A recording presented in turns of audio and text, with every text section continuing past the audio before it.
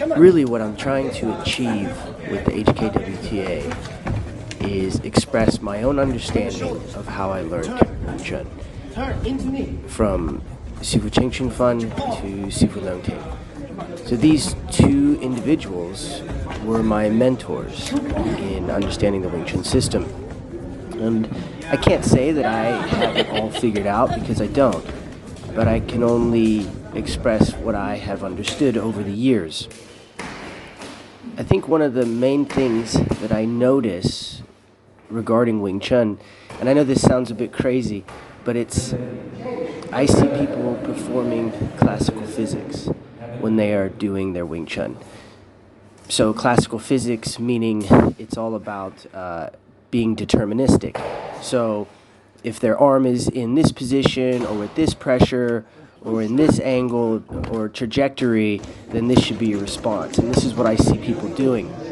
Unfortunately, I don't think that it can work in a classical sense of you're here, I'm there, you do this, I do that. Instead, it's more like quantum physics, whereas it cannot be determined exactly or precisely in the way that we think it should be.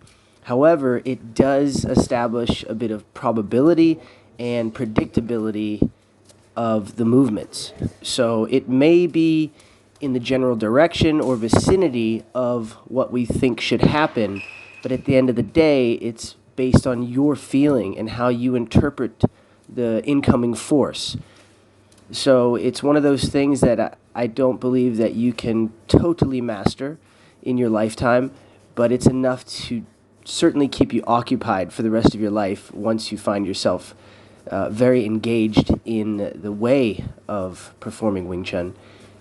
And that's basically how I see it. So I'm constantly striving to understand more and more of how to incorporate those ideas into the system.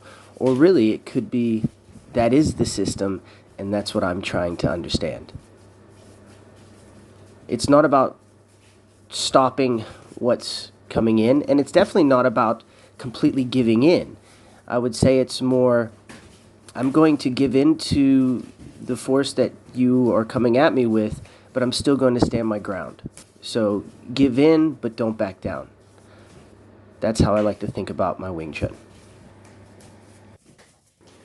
In the future, I simply hope that the Hong Kong Wing Chun Association can grow and spread around the world, and it's an organization that is going to be based on skill.